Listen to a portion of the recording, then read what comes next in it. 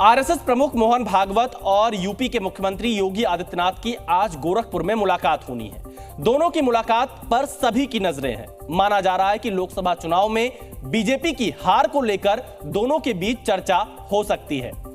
लोकसभा चुनाव में उत्तर प्रदेश में बीजेपी को मिली करारी हार के बाद यह मुलाकात काफी महत्वपूर्ण मानी जा रही है। कयास लगाए जा रहे हैं कि इस मुलाकात के बाद यूपी विधानसभा चुनाव में योगी को आरएसएस का पूरा समर्थन मिल सकता है। हालांकि अभी यूपी के चुनाव में काफी वक्त बाकी है, जिससे योगी आदित्यनाथ यूपी में और ज्यादा मजबूत होंगे। आज की बहस हम योगी और भागवत की मुलाकात पर ही करेंगे, लेकिन उससे पहले देखिए यह खास रिपोर्ट।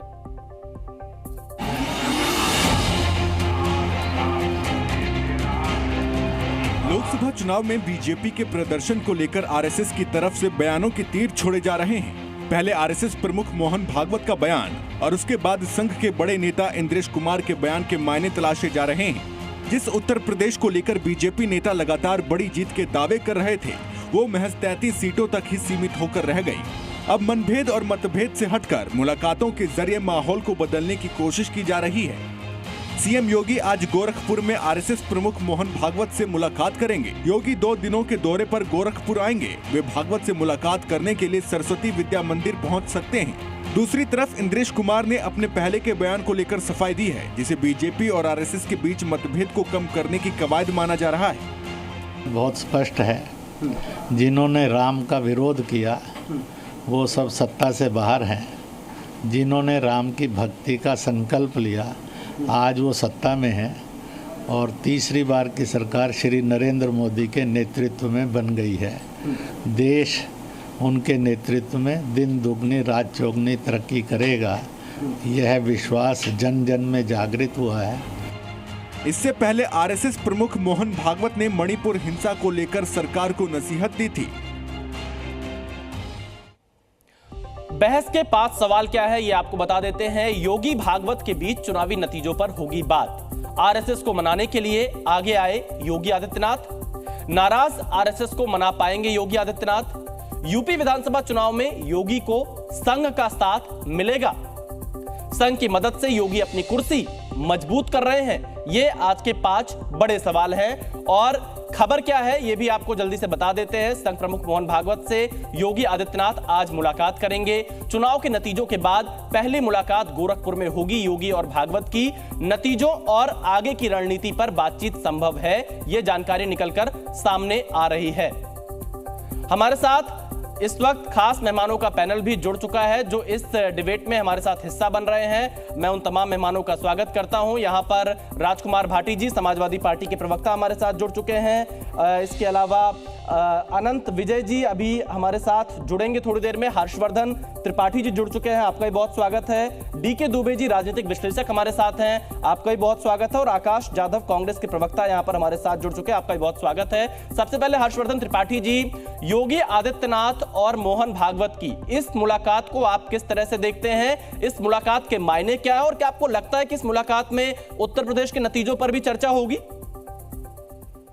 देखिए, मुझे बड़ा आश्चर्य हो रहा है, कल से मीडिया इस तरह से बात कर रहा है और हम पत्रकारों को थोड़ा सावधानी तो बरतनी चाहिए। अभी मैं 5 सवाल देख रहा था जो आपने इस शो के शुरू में किया कि क्या आरएसएस का साथ योगी को मिलेगा, नाराज आरएसएस को योगी मना लेंगे। तो मुझे लगता है कि मीडिया को थोड़ा सा राष्ट्रीय स्वयंसेवक संघ का और अध्ययन करना चाहिए, क्योंकि इससे बेतुका नहीं हो सकता जिन सवालों के साथ इस शो की शुरुआत हो।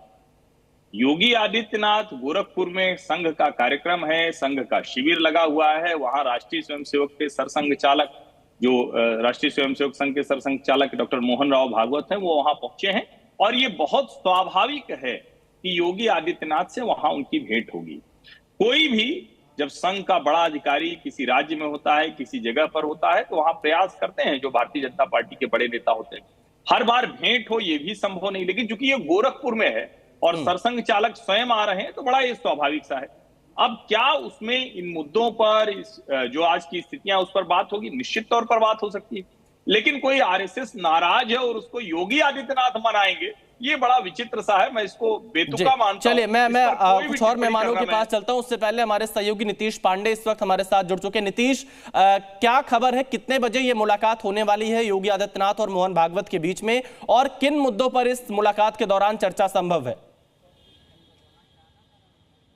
देखिए विशाल, अभी 10 बजे का समय है। 10 बजे के बाद मुख्यमंत्री गोरखपुर में होंगे और इसके बाद यहाँ पर समीक्षा बैठक है। समीक्षा बैठक के बाद उनका कार्यक्रम है, यहाँ पर बाड़े में 2 शेरों को छोड़ा जाना है, बब्बर शेर को छोड़ा जाना है, और उसके बाद लगभग 11 बजे के बाद का समय बताया जा रहा है जब मुख्यमंत्री संघ प्रमुख से मुलाकात करने के लिए रवाना होंगे। तो ये समय वो होगा कि जब उनसे मुलाकात होने का है। और उसके बाद जिस तरह का सवाल आपने किया कि बातचीत क्या होगी, तो बातचीत क्या हो सकती है, मैं इस पर बातचीत करना चाहूँगा कि जिस तरह से चुनावी नतीजे पिछले दिनों सामने आए हैं उन पर भी चर्चा हो सकती है, और जिस तरह से संघ के उच्च पदाधिकारियों के बयान सामने आए, वो बयान कहीं ना कहीं आम जनता में एक अलग संदेश दे रहे हैं कि संघ भारतीय जनता पार्टी से नाराज है। तो ऐसी स्थितियों में अगर वो मुलाकात करते हैं तो ऐसी संभावना जताई जा रही है कि इस मुद्दे पर भी चर्चा हो सकती है। आने वाले दिनों में संघ की विचारधारा किस तरह से आम जन तक पहुंचाई जाए, इस पर चर्चा हो सकती है, और राष्ट्र निर्माण पर भी चर्चा हो सकती है। नीतीश, ये सारी चर्चाएं नजर बनाए रखिएगा, हम आपके पास आगे फिर आएंगे। फिलहाल आपको शुक्रिया। अब हम चलते हैं राजकुमार भाटी के पास। राजकुमार भाटी जी, उत्तर प्रदेश में जो चुनावी नतीजे आए हैं उस पर तरह तरह की चर्चा हो रही है, और उन नतीजों के बाद ही अब योगी आदित्यनाथ और मोहन भागवत की मुलाकात होनी है। किस तरह से आप लोग देखते हैं, क्या इसमें 27 के समीकरणों को लेकर चर्चा होगी, क्या लगता है आपको? देखिए, भारतीय जनता पार्टी और राष्ट्रीय स्वयंसेवक संघ के समर्थक, उनके प्रवक्ता, उनके नेता, उनके कार्यकर्ता कितनी भी लीपापोती करते रहें, कितनी भी बातों को छिपाते रहें, कितनी भी रफूगरी करते रहें, लेकिन ये तो पूरा देश देख रहा है, सबको पता है कि संघ में और बीजेपी में अब सब कुछ ठीक ठाक नहीं चल रहा है। खेमेबाजी खुले तौर पर हो चुकी है। बीजेपी भी 2 खेमों में बटी हुई है, संघ भी 2 खेमों में बटा हुआ। संघ हम देश के प्रधानमंत्री नरेंद्र मोदी जी की कार्यशैली से नाराज है, और आप नाराज नहीं है, बहुत लंबे समय से नाराज। मोहन भागवत जी का ये कहना क्या अनायास है कि मणिपुर 1 साल से शांति की प्रतीक्षा कर रहा है? क्या उनका ये कहना बेमतलब है कि आदमी को काम का अहंकार नहीं पालना चाहिए कि मैंने ये किया है? अहंकार नहीं पालना चाहिए? क्या इंद्रेश कुमार जी जो संकेत दे रहे हैं, जो कह रहे हैं, नहीं राजकुमार भाटी जी, आपको संघ कह रहे हैं, और संघ अच्छा लगने लगा है? शारदा ने लेख लिखा है ऑर्गेनाइजर में, उसमें भी तरह तरह के इशारे किए गए हैं। क्या ये ऐसे ही है? और क्या ये उत्तर प्रदेश में जो जन जन के अंदर, सारी नौकरशाही में, सारी पत्रकारों के बीच में, सारे राजनीतिक हलकों में जो ये चर्चा है कि बीजेपी का दिल्ली वाला नेतृत्व मुख्यमंत्री योगी आदित्यनाथ के खिलाफ है और उन्हें हटाना चाहता है, क्या ये ऐसे ही मतलब बिना चिंगारी के धुआं निकल रहा है? छोटा सा कमेंट आपका चाहूंगा, क्या आप संघ की तारीफ करना चाह रहे हैं? नहीं, मुझे क्या मतलब पड़ा संघ की तारीफ करने से, लेकिन हम तो ना बीजेपी की तारीफ कर रहे हैं ना संघ की तारीफ कर रहे हैं। हम बीजेपी की नीतियों के खिलाफ राजनीति करते हैं, संघ की मूल भावना के खिलाफ राजनीति करते हैं। संघ की मूल भावना है सांप्रदायिकता। चलिए, मैं डीके दुबे जी से सवाल है। डीके दुबे जी, इस मुलाकात को आप कैसे देखते हैं? समाजवादी पार्टी तो बहुत आरोप लगा रही है बीजेपी और आरएसएस पर, लेकिन आप कैसे देखते हैं योगी आदित्यनाथ और मोहन भागवत की इस मुलाकात को? देखिए विशाल जी, अभी राजकुमार भाटी जी को मुझे लगता है कि संघ के विषय में आंतरिक रूप से मालूम नहीं है। बाह्यकरण तो दिखता है, अंतःकरण नहीं दिखता। संघ के सरसंघ चालक और सरकारवा या बड़े वरिष्ठ पदाधिकारी जो केंद्रीय नेतृत्व के केंद्रीय टोली के रहते हैं, उनका प्रवास किसी भी प्रांत में होता है। अब ये गोरक्ष का उनका प्रवास है। सारे संगठन जो संघ के नेतृत्व में काम करते हैं या संघ के मार्गदर्शन में काम करते हैं, वो सब वहां पर होंगे। उनकी एक समन्वय की बैठक होगी, उनके कुछ प्रश्नोत्तरी होंगे, उनके जिज्ञासा समाधान होंगे। और ये कोई एक बैठक नहीं है, दिन में सुबह से बैठकें शुरू हो गई होंगी और अभी शाम तक बैठकें तय होगी। बीच में जिनको भेंट करना होगा उन्होंने प्रांत प्रचारक से संपर्क किया होगा और प्रांत प्रचारक के सहमति पर, मतलब पूजनीय सरसंघ चालक जी की सहमति पर उनको समय दिया गया होगा। अब किसी के मन में जो भी है वो वाद संवाद करना चाहता है अभिभावक के नाते, तो माननीय मोहन मतलब पूज्य मोहन जी से बात करेगा। और ये कोई मुख्यमंत्री जी अकेले उनसे मिलेंगे और इसलिए मिलेंगे क्योंकि संघ राजनीति के डे टू डे के काम में कोई इंटरवेंशन करता और डे टू डे के काम की एनालिसिस भी नहीं। आकाश यादव जी, कांग्रेस के प्रवक्ता भी हमारे साथ जुड़े। आकाश जी, आप इस मुलाकात को किस तरह से देख रहे हैं? कांग्रेस पार्टी किस तरह से देख रही है? हालांकि डीके दुबे जी, हर्षवर्धन जी, इन सभी का यह मानना है कि बहुत ही रूटीन मुलाकात होती है, इसको राजनीति से इस कदर नहीं जोड़ना चाहिए जिस तरह जोड़ा जा रहा है। मोहन भागवत जी और योगी जी का मिलना स्वाभाविक हो सकता है क्योंकि संघ उनका एक वैचारिक बेस रहा है, मैं इससे सहमति रखता हूँ। आरएसएस से भले ही हमारे वैचारिक मतभेद रहे हो, वो हम सकारात्मक राष्ट्रवाद और धर्मनिरपेक्ष संवैधानिक व्यवस्था की हम विचारधारा की पुरस्कृत करते हैं और वो सांप्रदायिक और धर्म के आधार पर राजनीति और सामाजिक व्यवस्था की बात करते हैं। देखिए ये बातें क्यों उठी है, जो आदरणीय संघ चालक जी मोहन भागवत जी ने जो स्टेटमेंट अभी हालात दिए है, जेपी नड्डा जी ने चुनाव में जो कहा है कि हमें आरएसएस की अब जरूरत नहीं है, और जिस तरीके से ये 10 साल में मोदी शाह के राज में ये प्राइवेट लिमिटेड कंपनी भाजपा बन गई है, यहाँ कहीं ना कहीं आहत है आरएसएस, ये पूरा देश देख रहा है। आज मणिपुर की बात मोहन भागवत जी ने कही, अभी हमारे मित्र भाटी जी कह रहे थे।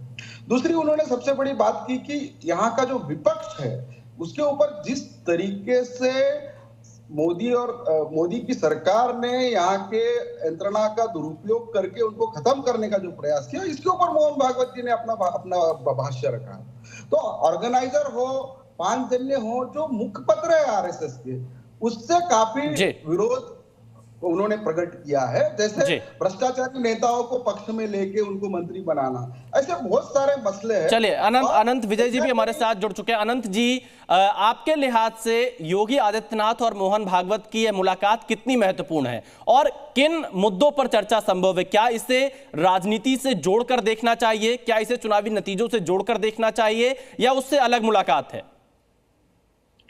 मुझे लगता है ये बहुत ही सामान्य मुलाकात है और एक सामान्य शिष्टाचार है कि जो संघ की कार्यविधि के अनुसार जो उनके प्रांत होते हैं उसमें अगर सरसंघ चालक का प्रवास होता है तो जो उस क्षेत्र के महत्वपूर्ण नेता होते हैं वो उनसे मुलाकात का समय मांगते हैं और उनको मुलाकात का समय अगर होता है तो दिया जाता है। कई बार ऐसा देखा गया है कि संघ प्रमुख मुलाकात का समय नहीं भी देते हैं। लेकिन ये जो योगी आदित्यनाथ और आरएसएस के सरसंघ चालक की मुलाकात हो रही है, चूंकि देश में एक बयान के बाद वातावरण राजनीति का बना हुआ है, इसलिए मैं हमेशा आजकल ये कह रहा हूं कि 4 जून के बाद से पत्रकारों का अमृत काल है। तो इस अमृत काल में पत्रकारों के पास सिगुफे बहुत आएंगे। रही बात, अभी बहुत सारे वक्ता मणिपुर आदि की बात कर रहे थे, मैं उनको याद दिलाना चाहता हूं कि मोहन भागवत जी ने पहली बार मणिपुर पर बयान नहीं दिया है। अगर विजयादशमी के 2023 के उनके बयान देखें तो उन्होंने उस बयान में भी मणिपुर की स्थिति पर चिंता जताई थी। उसके बाद भी सर कार्यवाह दत्तात्रेय होसवाले ने भी मणिपुर पर अपना एक लिखित स्टेटमेंट जारी किया था।